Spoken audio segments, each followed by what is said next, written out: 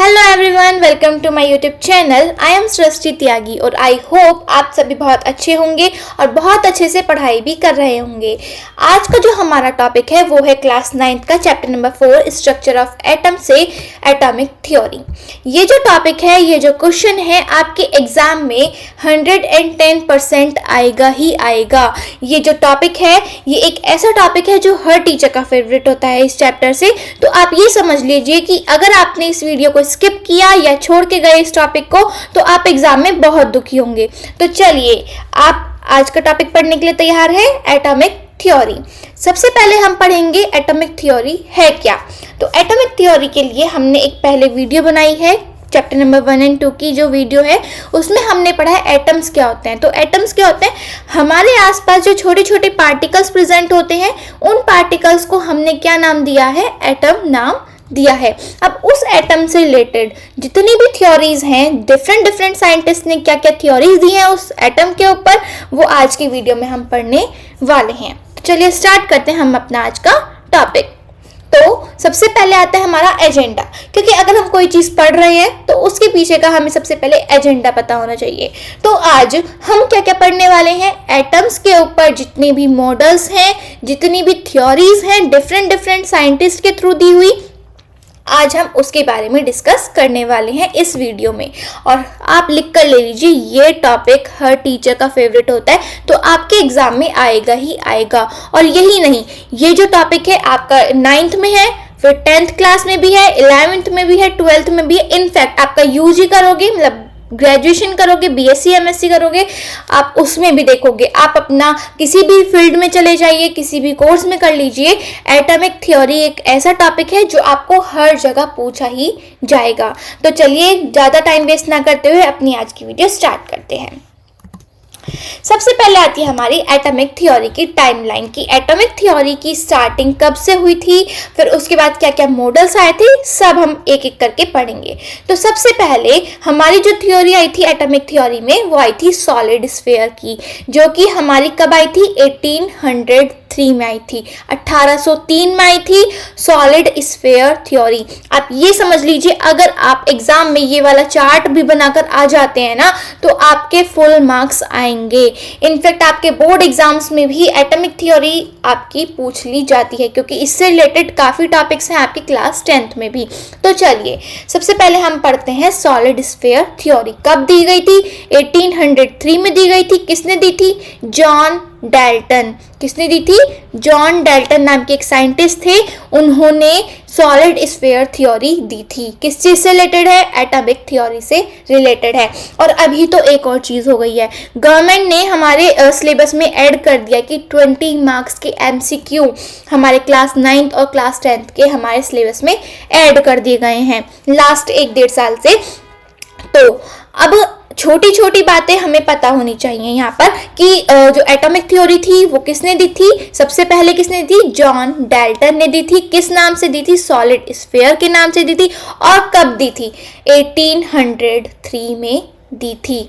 इन्होंने क्या बोला था, atoms are dense and solid with no internal structure and subatomic particles considered. तो जॉन डाल्टन ने क्या बोला कि जो एटम है वो क्या है, एक छोटा सा पार्टिकल है, छोटा सा पार्टिकल है जो क्या है, सॉलिड है, ना लिक्विड है ना गैस है। कैसा है हमारा, सॉलिड है, डेंस है, और जिस स्टेट में है उसी स्टेट में ये है।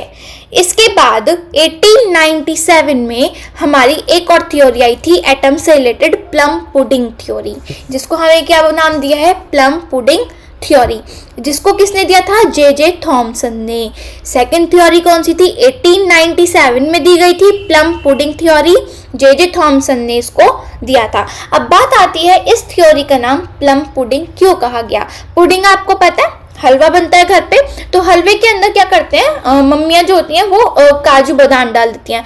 तो ये भी वही उसी तरीके से है। यहाँ पे आपको ये डायग्राम में दिख रहा है, एक आपको सर्कुलर स्ट्रक्चर दिख रहा है, जिसके अंदर क्या दिख रहा है आपको, एक पॉजिटिव साइन दिख रहा है और एक हमारा नेगेटिव साइन दिख रहा है। अभी इससे प्रीवियस वाली वीडियो में, चैप्टर 1 एंड चैप्टर 2 वाली वीडियो में, अगर आपने नहीं देखे तो जाकर देखिए और इजीली समझ में आएगा। और अगर देखिए तो आपको मैंने एक चीज बताई थी कि जो एटम है वो 3 तरीके के पार्टिकल से मिलकर बना होता है, इलेक्ट्रॉन, प्रोटॉन एंड न्यूट्रॉन। जो हमारा एटम है उसके बीच में एक सर्कुलर पार्ट होता है जिसको हमने क्या नाम दिया है, न्यूक्लियस नाम दिया है, और वो किस चीज से मिलकर बना है, प्रोटॉन एंड न्यूट्रॉन से, जो हमारे पॉजिटिव चार्ज होते हैं। और एक जो उसके आसपास घूमता रहता है उसको हमने क्या नाम दिया है, इलेक्ट्रॉन, जो कि हमारे नेगेटिव चार्ज होता है। इसको हम अभी आगे पढ़ने वाले, अगर आपने नहीं पढ़ा है तो हम अभी आगे और अच्छे से पढ़ने वाले हैं, क्योंकि ये जो हमने अभी पढ़ा ना ये भी एक साइंटिस्ट ने दिया था और थ्योरी के बाद ही दिया था। तो प्लम पुडिंग में क्या बोला गया है, जे थॉमसन ने अपनी थ्योरी के अंदर क्या बोला, atoms are described as uniform positively charge spheres with electrons embedded within them. तो इसमें क्या बोल दिया, प्लम पुडिंग में क्या बोला, जे थॉमसन ने क्या बोला कि जो एटम है वो एक तरीके से हलवा है, और जो उसके अंदर जो इलेक्ट्रॉन है, प्रोटॉन है और न्यूट्रॉन है वो क्या हमारे काजू बादाम है। तो जब हमारे पास जो हमारा एटम है उसके अंदर जब हम काजू बादाम डाल देते हैं, इलेक्ट्रॉन्स प्रोटॉन न्यूट्रॉन डाल देते हैं, तब जाकर हमारा एक प्रॉपर एटम बनकर तैयार होता है। इसके बाद हमारी नेक्स्ट थ्योरी आती है 1911 में दी गई थी। कौन सी थ्योरी है, ये न्यूक्लियर थ्योरी है। किसने दी थी, अर्नस्ट रदरफोर्ड ने दी थी।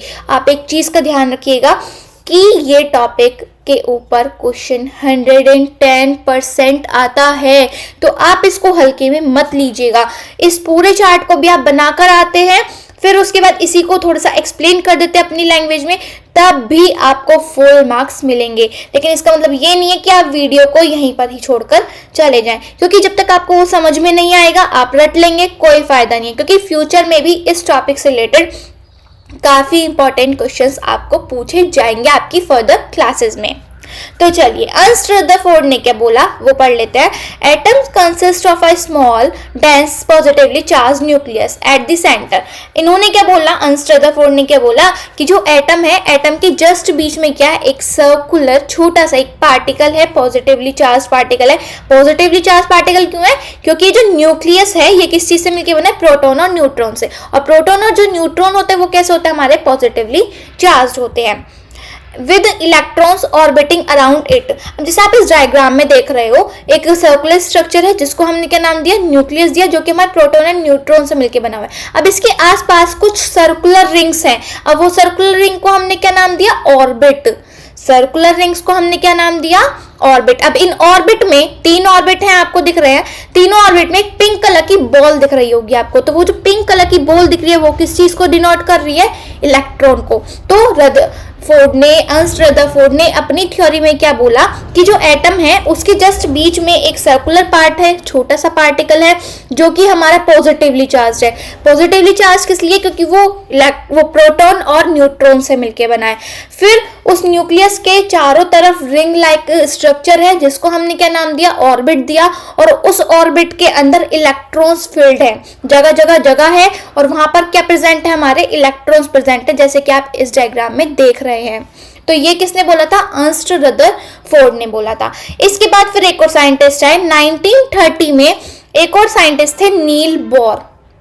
नील बोर ने कौन सी थ्योरी दी, प्लैनेटरी थ्योरी दी। अब प्लैनेटरी थ्योरी क्या होता है, अभी हमने पढ़ा कि एटम है, एटम के बीचों बीच हमारा एक छोटा सा न्यूक्लियस है, चारों तरफ एक रिंग है, और रिंग में क्या है, हमारे इलेक्ट्रॉन्स हैं। इतना हमने पढ़ लिया, अर्नस्ट रदरफोर्ड ने हमें इतना बता दिया। अब नील बोर क्या बताएंगे, भाई एक एक करके सब अपनी अपनी थ्योरीज देते जा रहे थे उसको और बेटर समझाने के लिए। भाई एटम है, जॉन डाल्टन ने बोला कि एक छोटा सा पार्टिकल है, उसको हमने क्या नाम दे दिया, एटम नाम दे दिया। फिर जे थॉमसन आए, उन्होंने क्या बोला कि एटम है, उसके अंदर हमारे इलेक्ट्रॉन और प्रोटॉन और न्यूट्रॉन मिलके बने हुए हैं। फिर रदरफोर्ड आए, रदरफोर्ड ने कहा कि नहीं नहीं भाई, एक साथ नहीं है वो, इलेक्ट्रॉन प्रोटॉन और न्यूट्रॉन बीच में है, और जो इलेक्ट्रॉन है वो साइड में रिंग में है, एक ऑर्बिट में है। अब नील बोर ने क्या बोला, नील बोर ने बोला electrons move in a quantized discrete energy level around the nucleus. Nucleus के चारों तरफ क्या है, रिंग है, लेकिन वो जो रिंग है, वो जो ऑर्बिट है, वो एक डिस्क्रीट डिस्टेंस पे है। वो एक मतलब डिस्क्रीट मतलब मतलब सेम डिस्टेंस पे, मतलब कि अगर मान लो यहाँ पे हमारा एक वो हो गया न्यूक्लियस हो गया, इतने ही डिस्टेंस पे हमारा एक रिंग होगी, सेम डिस्टेंस पे हमारी क्या होगी, दूसरी रिंग होगी, तो वो मतलब सेम होगा एज इन दिस डायग्राम। और उन्होंने क्या बोला कि जो इलेक्ट्रॉन्स होंगे ना वो उनके एनर्जी लेवल पर डिपेंड करेंगे। एनर्जी लेवल पर डिपेंड करेंगे मतलब कि कौन से ऑर्बिट में कितने इलेक्ट्रॉन्स फिल हो सकते हैं। अब फिल कैसे, ये कैसे पता चलेगा, अब ये कैसे पता चलता है, अब आपके पास कोई बॉक्स है, अब आप उस बॉक्स में उतने ही तो इलेक्ट्रॉन डालोगे, उतनी ही तो बॉल्स डाल पाओगे ना जितना उसमें स्पेस होगा। तो जो न्यूक्लियस के सबसे पास वाली जो रिंग होगी उसमें सबसे कम स्पेस होगा, है ना, क्योंकि उस पर न्यूक्लियस भी इफेक्ट डाल रहा होगा, तो उसमें कितने इलेक्ट्रॉन आएंगे, फिर उसके बाद वाली में कितने आएंगे, फिर उसके बाद वाली में कितने आएंगे, उसके बेसिस पे।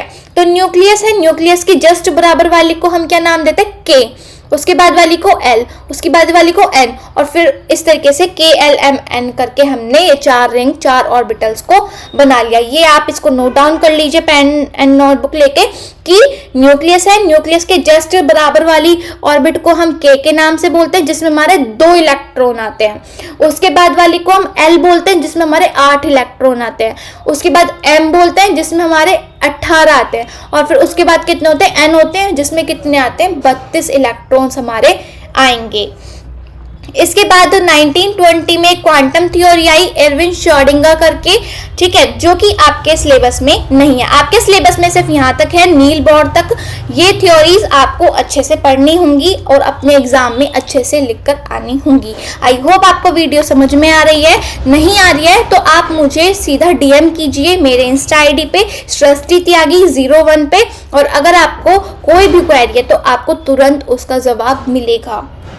नेक्स्ट है हमारा, सबसे पहले आते हैं हमारे जॉन डाल्टन। जॉन डाल्टन का जो जन्म हुआ था वो कब हुआ था, 1766 से, और डेथ हुई थी 1844 तक। तो जॉन डाल्टन जो थे वो कौन थे, साइंटिस्ट थे जिन्होंने क्या बोला था, अभी हम पढ़ के आए हैं कि एटम जो है वो स्मॉलेस्ट पार्टिकल है। British chemist and physicist, John Dalton कौन थे, एक ब्रिटिश केमिस्ट थे और एक फिजिकिस्ट थे, ठीक है। Propose the solid sphere model, इन्होंने क्या किया था, सॉलिड स्फीयर मॉडल दिया था इन 19th सेंचुरी। 19th सेंचुरी में इन्होंने एक सॉलिड स्फीयर मॉडल दिया था जिसके अंदर क्या बोला था कि छोटे छोटे पार्टिकल्स है, और उन पार्टिकल्स को इन्होंने क्या नाम दिया था, एटम नाम दे दिया था। Shifted from philosophical ideas to scientific theory, इन्होंने सिर्फ ना बातें करी, बातें करने के अलावा इन्होंने उस चीज को प्रूव भी किया, साइंटिफिकली प्रूव किया, उन्होंने बातें नहीं करी सिर्फ। First atomic model based on experimental evidence and quantitative observation, ये एक पहला मॉडल था जो कि ऑब्जर्वेशन पर बेस्ड नहीं था बल्कि एक्सपेरिमेंट पे भी बेस्ड था। तो फर्स्ट जो हमारा था वो जो एक्सपेरिमेंट पे बेस्ड था वो हमारा कौन सा मॉडल था, जॉन डाल्टन ने दिया था एटॉमिक थ्योरी में। Paved the way for the development of modern atomic theories, और इन्होंने शुरुआत की थी एटॉमिक थ्योरीज की। ये जो हम पढ़ रहे हैं ना कि मतलब एटम है, एटम के बीच में न्यूक्लियस है, चारों तरफ रिंग्स हैं, मतलब ऑर्बिट्स हैं, उसके अंदर इलेक्ट्रॉन्स रिवॉल्व करते हैं, तो इसकी शुरुआत कहाँ से हुई, जॉन डाल्टन से शुरुआत हुई। इसके बाद आती है हमारी सॉलिड स्फीयर मॉडल जो कि अभी हम अच्छे से समझ के आए हैं, थोड़ा सा और देख लेते हैं। कब हुई थी इसकी स्टार्टिंग, 1803 में हुई थी, जॉन डाल्टन ने दी थी। और इन्होंने क्या बोला था, मोटा मोटा क्या बोला था इन्होंने कि हमारे पास पार्टिकल्स हैं और उन पार्टिकल्स को हमने क्या बोल दिया था, एटम्स बोल दिया था। According to this theory atoms are tiny balls that can not be broken, atoms क्या है, छोटी छोटी बॉल्स की तरह हैं और जिनको हम ब्रोक नहीं कर सकते, जिनको हम तोड़ नहीं कर सकते। And all are made up of same material, और सभी सेम मटेरियल से मिलकर बनी हुई हैं। This theory helped explain how different chemicals mix together and what to makes them together different. तो उसमें हमने क्या पढ़ा कि जो एटॉमिक थ्योरी थी उसमें हमने ये पढ़ा कि ये डिफरेंट डिफरेंट केमिकल्स के मिक्सचर से मिलकर बनी हुई हैं। इनकी कुछ लिमिटेशंस भी थी। अब लिमिटेशंस थी, ये पूरी तरीके से उस चीज को एक्सप्लेन नहीं कर पाए, तभी तो जरूरत पड़ी कि कोई और साइंटिस्ट आए और उस चीज को एक्सप्लेन करे। तो इनकी क्या क्या लिमिटेशंस थी, क्वेश्चन में पूछ लिया जाता है। could not explain difference in atomic mass within an element। मतलब कि इन्होंने एटम था, एटम अभी हमने लास्ट वीडियो में पढ़ा था कि जो हमारे एटम्स होते हैं वो क्या मिलकर बनाते हैं, एलिमेंट्स बनाते हैं, और 100 से भी ज्यादा एलिमेंट्स हमारे आसपास प्रेजेंट हैं, 100 से भी ज्यादा, और सभी क्या डिफरेंट प्रॉपर्टी शो करते हैं। तो सबका एक अपना अपना नंबर होगा। जैसे हमने एक टेबल ली और उसमें हर एलिमेंट को अपना एक नंबर दे दिया कि इसको हम पहले नंबर पे पढ़ेंगे, इसको हम दूसरे नंबर पे, इसको हम तीसरे, इसको चौथे, इस तरीके से हमने 100 से ज्यादा है तो हमने सबको एक नंबर अलॉट कर दिया। तो जो एटॉमिक थ्योरी थी डाल्टन की, वो ये नहीं बता पाए कि कौन सा एटम पहले नंबर पे आएगा, कौन सा दूसरे नंबर पे आएगा। Did not account for the presence of subatomic particles like protons, neutron and electron। और इन्होंने ये भी नहीं बताया कि प्रोटॉन होते हैं, न्यूट्रॉन होते हैं और इलेक्ट्रॉन होते हैं, कि जो एटम है वो 3 तरीके के पार्टिकल से मिलकर बना है, इलेक्ट्रॉन, प्रोटॉन एंड न्यूट्रॉन। ठीक है, वो किसने बताया था, अभी पढ़ा था हमने। हाँ, तो कमेंट डाउन कीजिए, मैं अभी नहीं बताऊंगी, जाइए दोबारा जाके देखिए वीडियो और फिर बाद में आके मुझे कमेंट कीजिए। नेक्स्ट है हमारा could not explain the behaviour of atoms in chemical reaction. और उन्होंने ये भी नहीं बोला कि एटम्स के अंदर एक बिहेवियर चेंज होता है जो कि केमिकल रिएक्शंस को बढ़ावा देता है। नेक्स्ट थे हमारे जे थॉमसन। तो जे थॉमसन थे, वो कौन थे, इंग्लिश फिजिकिस्ट थे, non for his work on the nature of electron. तो किसने बताया था electron, proton and neutron, J Thomson ने अपनी थ्योरी में इलेक्ट्रॉन, प्रोटॉन एंड न्यूट्रॉन के बारे में बताया था। ठीक है, propose the plum pudding model, ये सब हम पढ़ चुके हैं लेकिन थोड़ा और एक्सप्लेन करके पढ़ते हैं। प्लम पुडिंग मॉडल दिया था, कब दिया था, 19th सेंचुरी के आखिर में, जब 19th सेंचुरी खत्म होने वाली थी तब इन्होंने प्लम पुडिंग मॉडल दिया था। Discovered electrons as distinct particles, इन्होंने बोला, सिर्फ ये नहीं बोलते कि एटम है, इन्होंने बोला कि जो एटम है उनके अंदर एक पार्टिकल है जिसको हमने क्या नाम दिया है, इलेक्ट्रॉन नाम दिया है। Shifted understanding from indivisible atom to subatomic particles, मतलब कि इन्होंने क्या बोला, एटम है वो 3 पार्टिकल से बनके बना है, electron, proton and neutron. Paved the way for further exploration of atomic structure, और इन्होंने फिर से इस थ्योरी को यहाँ पर छोड़ दिया। ये नहीं बताया कि इलेक्ट्रॉन्स कहाँ होता है, प्रोटॉन्स कहाँ होता है, इन्होंने बस ये कहा कि एटम है, एटम के अंदर इलेक्ट्रॉन, प्रोटॉन, न्यूट्रॉन प्रेजेंट होते हैं। बात खत्म हो गई। इसके बाद फिर हमारी प्लम पुडिंग थ्योरी, हमने लिमिटेशंस पढ़ते हैं क्या थी, could not explain why electrons did not collapse into the positive sphere, इन्होंने ये नहीं बताया कि जो इलेक्ट्रॉन्स हैं वो कहाँ प्रेजेंट होते हैं। Fail to predict the distribution and arrangement of electrons, कहाँ प्रेजेंट होंगे, क्या करते हैं, क्यों होते हैं, कैसे होते हैं, कोई मतलब नहीं, बस इन्होंने बोल दिया होते हैं जी। ठीक है, फिर इन्होंने बोला lacked explanation for the nucleus and it's positive charge, इन्होंने ये भी नहीं बताया न्यूक्लियस प्रेजेंट होता है। तो सब अपनी अपनी नॉलेज के हिसाब से, अपनी अपनी तरीके से, अपने अपने हिसाब से वो उस चीज को समझाते चले जा रहे थे। ठीक है, इसके बाद हमारा नेक्स्ट आते हैं अर्नस्ट रदरफोर्ड, इन्होंने मेन काम किया था, न्यूजीलैंड बॉर्न थे, फिजिकिस्ट थे। ठीक है, इन्होंने न्यूक्लियर फिजिक्स में अपना कंट्रीब्यूशन दिया था। ये जो अब एटम बॉम्ब्स वगैरह बनते हैं ना, जिससे आप कहते हो कि हम उसको उड़ा देंगे, ये कर देंगे, है ना, हमारे पास ये पावर है, तो उसकी शुरुआत किसने की थी, अर्नस्ट रदरफोर्ड ने ही की थी। इंट्रोड्यूस द न्यूक्लियर मॉडल, इन्होंने क्या किया था, अर्ली 20th सेंचुरी में, 20th सेंचुरी की जब शुरुआत हुई थी तो इन्होंने एक मॉडल दिया था, nuclear model. First model to propose a central massive nucleus, ये एक पहला मॉडल था जिसने ये बताया कि न्यूक्लियस भी प्रेजेंट होता है भाई एटम के अंदर। Explain the behaviour of positively charged alpha particles in the gold foil experiment, इन्होंने एक एक्सपेरिमेंट दिया था, गोल्ड फॉइल एक्सपेरिमेंट। उसके अंदर क्या किया था, इन्होंने रेज निकाली थी, गोल्ड फॉइल लिया था, उसके अंदर रेज निकाली थी। अब कुछ रेज क्या थी, वो वापस आ गई, रिवर्सिबल हो गई, और कुछ रेज क्या थी, वो सामने सीधी कनेक्ट होकर चली गई। तो जो सीधी चली गई उनको इन्होंने क्या नाम दे दिया, उनको इन्होंने नाम दे दिया इलेक्ट्रॉन्स। ठीक है, और जो नहीं गई उनको क्या नाम बोल दिया इन्होंने, प्रोटॉन्स एंड न्यूट्रॉन्स। अब इन्होंने क्या बताया कि जो इनकी जो थ्योरी थी, ये जो एक्सपेरिमेंट था गोल्ड फॉइल वाला, तो उससे क्या पता चला कि जो रुक रही है ना, वो किस वजह से रुक रही है, क्योंकि वहां पर कोई ना कोई चीज है। अब वो क्या चीज है, वो है न्यूक्लियस।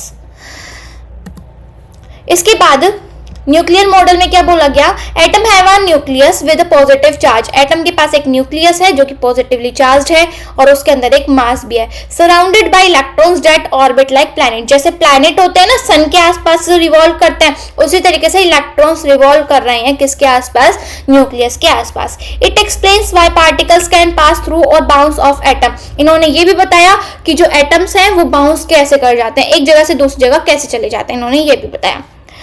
लेकिन अब इनकी भी कोई लिमिटेशंस हुई होंगी, इन्होंने भी बीच में थ्योरी छोड़ दी होगी, तो वो क्या थी, did not explain the stability of the nucleus against electrostatic repulsion. अब ये न्यू टर्म आई है, इलेक्ट्रोस्टैटिक रिपल्शन, ठीक है। अब इसको इजी वे में समझते हैं, क्योंकि हमारा टॉपिक ये नहीं है कि रिपल्शन इलेक्ट्रोस्टैटिक वगैरह, ये नहीं है हमारा टॉपिक। हमारा टॉपिक तो एटॉमिक थ्योरीज है। लेकिन आप समझ लीजिए क्या होता है, आपके पास 2 मैग्नेट्स हैं, ठीक है। अब वो मैग्नेट है, अगर सेम वो होगी तो वो रिपेल करेगी, ठीक है, तो और अगर डिफरेंट होगी तो वो अट्रैक्ट करेगी। तो यहाँ पे रिपल्शन की बात हो रही है। तो ये समझिए, बस छोटे छोटे समझ लीजिए कि यहाँ पर कुछ ना कुछ अपोजिट चार्जेस की बात हो रही है। अपोजिट चार्जेस होंगे, ठीक है, तो वो अट्रैक्ट करेंगे, और अगर सेम चार्जेस हो गए तो वो रिपेल करेंगे। अब सेम और अपोजिट चार्ज क्या है, हमने पढ़ा प्रोटॉन और न्यूट्रॉन हमारे पॉजिटिव होते हैं, इलेक्ट्रॉन हमारे नेगेटिव होते हैं, तो हो गए ना 2, proton neutron positive, electron negative. तो जो न्यूक्लियस है वो क्या पॉजिटिव है, और जो इलेक्ट्रॉन्स है वो क्या नेगेटिव है। तो पॉजिटिव के आसपास क्या घूम रहा है, हमारा नेगेटिव चार्ज घूम रहा है, और वो नेगेटिव चार्ज क्या है, हमारा इलेक्ट्रॉन है। नेक्स्ट है हमारे नील बोर, ये इन्होंने हमारी बढ़िया थ्योरी दी है भाई। इन्होंने बोला, ये डैनिश फिजिसिस्ट है, ये अपने काम के लिए बहुत जाने गए, क्योंकि इन्होंने एटॉमिक जो स्ट्रक्चर की जो थ्योरीज हैं इनको मॉडिफाई किया है भाई। ये जो आधी अधूरा काम छोड़ के चले गए, इनको पूरा किया है। इन्होंने क्या बोला, प्लैनेटरी मॉडल दिया इन्होंने 20th सेंचुरी में, प्लैनेटरी मॉडल दिया। प्लैनेटरी मॉडल वही है कि हमारे जो प्लैनेट्स हैं वो सन के अराउंड घूमते हैं, ये हम ज्योग्राफी में पढ़ चुके हैं 2nd 3rd क्लास में। अब इधर देखो, ये बीच में ये सर्कल दिख रहा है, वो क्या है, न्यूक्लियस है, प्रोटॉन एंड न्यूट्रॉन मतलब पॉजिटिवली चार्ज है। अब इसके चारों तरफ क्या है, रिंग्स है। इस रिंग को हमने क्या दिया, K, इसको L, इसको M, ये हम पढ़ चुके हैं अभी, है ना। तो इसको हमने क्या नाम दे दिया, इन ऑर्बिट्स को हमने नाम दे दिया। क्यों नाम दे दिया भाई, हमें पता होना चाहिए कि किस ऑर्बिट में कितने इलेक्ट्रॉन्स फील्ड होंगे। भाई ये जस्ट बराबर में है, तो इसमें कितने फील्ड होंगे, 2, इसके बराबर में 8, इसके बराबर में 18, और इसके बराबर में 32। अब कुछ बच्चे कहेंगे 2, 8, 8, 18 बताई थी हमारे स्कूल वाली मैडम ने, ठीक है। लेकिन यहाँ पे एक ट्विस्ट है, अगर हम मॉडल में बात करेंगे तो वो 2, 8, 8, 18 होगा। ध्यान से सुनिएगा, अगर हम बोर मॉडल की बात कर रहे हैं तो फिलिंग कैसी होगी, 2, 8, 8, 18। लेकिन अगर हम यहीं पर एलिमेंट्स की बात करने लग जाएं, एलिमेंट्स के अंदर इलेक्ट्रॉन फिलिंग की बात करेंगे तो क्या होगा, 2, 8, 18 और 32। कंफ्यूज होने की जरूरत नहीं है, अगर आप 2, 8, 18, 32 भी लिखते हैं तब भी पूरे मार्क्स मिलेंगे, क्योंकि फिलिंग ही तो पूछ रहे हैं, सिंपल सी बात है। नेक्स्ट है, इन्होंने एटॉमिक स्पेक्ट्रा के बारे में बताया, क्वांटाइज एनर्जी लेवल्स के बारे मतलब कि ऑर्बिट्स के बारे में बताया। अकॉर्डिंग टू दिस थ्योरी, जैसे आप इसमें देखिए, अभी आपको ये डायग्राम दिख रहा है, ये हमारा क्या हो गया, सॉरी ये हो गया हमारा सन हो गया, ठीक है, न्यूक्लियस हो गया। सन को हमने क्या नाम दिया, न्यूक्लियस। इसके चारों तरफ क्या है, हमारा अर्थ है, हमारा मार्स है, हमारा जुपिटर है, हमारा सैटर्न है, सारी चीजें क्या करेंगे, रिवॉल्व करेंगे, और उनको हमने क्या नाम दे दिया, इलेक्ट्रॉन नाम दे दिया। अब मरकरी के जस्ट बराबर में क्या होता है, सन के बराबर में क्या होता है, मरकरी, मरकरी के बाद अर्थ होता है, ठीक है। तो ये किस लेवल पे, एनर्जी लेवल के ऊपर बेस्ड है कि भाई सन के जस्ट बराबर में मरकरी होना चाहिए, मरकरी के बराबर में अर्थ होना चाहिए, अर्थ के बाद ये होना चाहिए, फिर ये होना चाहिए, फिर ये होना चाहिए। वो ऐसे क्यों नहीं हुआ कि भाई पहले मरकरी है, फिर हमने मून रख दिया, फिर हमने सन रख दिया, फिर हमने अर्थ रख दिया। क्यों, क्योंकि एनर्जी लेवल्स का कॉन्फ्लिक्ट हो जाएगा। तो कॉन्फ्लिक्ट ना हो एनर्जी लेवल्स पे इलेक्ट्रॉन्स के और प्लैनेट्स के, इसीलिए हमने क्या किया, पहले 2 होता है, फिर 8 होता है, फिर 8 होता है, फिर 2, 8, 8, 18 या फिर 2, 8, 18 और 32। अब इनकी भी कुछ लिमिटेशंस थी। क्या लिमिटेशंस थी, वैसे तो ये अपना मॉडल अपने आप ही कंप्लीट था, लेकिन कुछ मॉडल्स में कुछ कमियां रह गई थी। Limited to explaining the hydrogen atom, अब इन्होंने ये नहीं बताया हाइड्रोजन एटम क्या होता है, पढ़ना भी क्यों है क्या, ठीक है। Could not account for the behaviour of multi electron atom, इन्होंने मल्टी इलेक्ट्रॉन एटम के बारे में भी नहीं बताया कि बहुत सारे तरीके के एटम घुसा दे उसमें। Did not incorporate the wave like nature of electrons. अब आप ये देखो, ये तीनों आपको अपने लेवल के दिख रहे हैं, 9th क्लास के लेवल के है ही नहीं। ये सेम चीज आप कब पढ़ेंगे, आप अपने पीजी में पढ़ेंगे, जब आप एमएससी करेंगे या फिर आप एमबीबीएस वगैरह करने वाले हैं या फिर आप बीटेक वगैरह करने वाले हैं, तो ये सब चीज आप तब पढ़ेंगे। लेकिन ये आप तब पढ़ पाएंगे जब आपने ये वीडियो, ये टॉपिक अभी 9th क्लास में अच्छे से पढ़ा, तब जाकर आप इसको वहां पर पढ़ पाएंगे। वरना टीचर्स को पता होता है बच्चा इतना तो पढ़ के आया है, मैं तो बस बड़ी बड़ी चीजें बता देती हूँ, हो जाएगा काम। नहीं होता भाई। अगर आप अभी पढ़ के चलोगे तो आगे फायदा होगा, नहीं पढ़ोगे तो भाई डब्बा गुल है। ठीक है, हमारे साथ की जितनी भी लड़कियां हैं ना, जितने भी बच्चे हैं, जितने भी लड़के लड़कियां हैं, सब डब्बा गोल। तो मैं नहीं चाहती कि आपके साथ भी ऐसा हो आपके टाइम पे। तो आप अभी इस चीज को अच्छे से पढ़िए, समझिए, और अगर कोई भी क्वेरी है तो डायरेक्ट मुझे मैसेज कीजिए मेरे इंस्टाग्राम पे, आप मुझे डीएम कीजिए, सृष्टि त्यागी 01 करके मेरी आईडी है।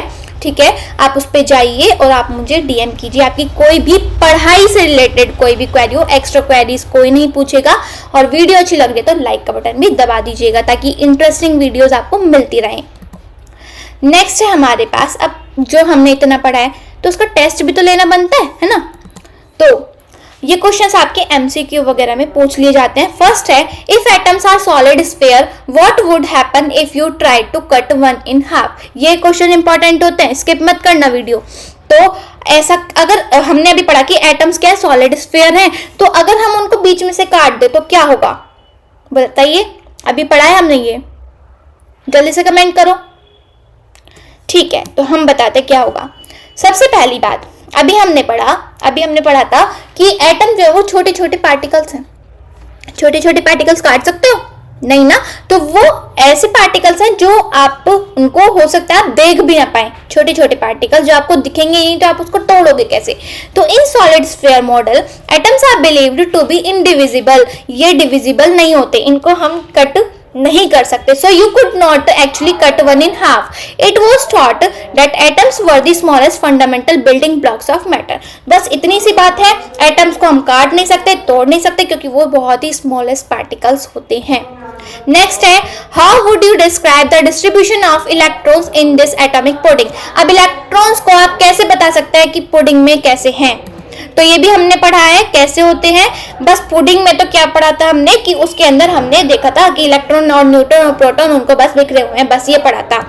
नेक्स्ट हमारा, what did Rutherford goldfield experiment reveal about the atomic nucleus. अब गोल्डफील्ड एक्सपेरिमेंट ने क्या बताया था, मैंने भी बताया कि कुछ रेस थी जो पास आउट हो गई, कुछ रेस थी जो वापस आ गई। तो क्यों? क्योंकि वहां पर कोई चीज थी जो उसको रोक रही थी आगे जाने से। तो वो क्या चीज थी? न्यूक्लियस था। तो रदरफोर्ड मॉडल ने क्या बताया था? न्यूक्लियस के बारे में बताया था। तो ये क्वेश्चंस इंपॉर्टेंट है, इनको स्किप मत कीजिएगा, बहुत इंपॉर्टेंट है।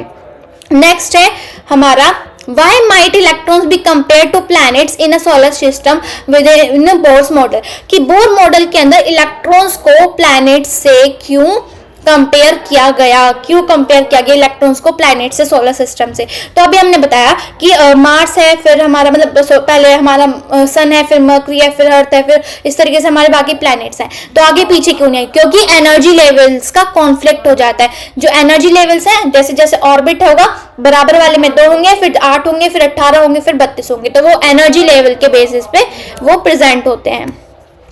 Why might electrons be compared to planets in a solar system within Bohr model? ये हम पढ़ चुके हैं।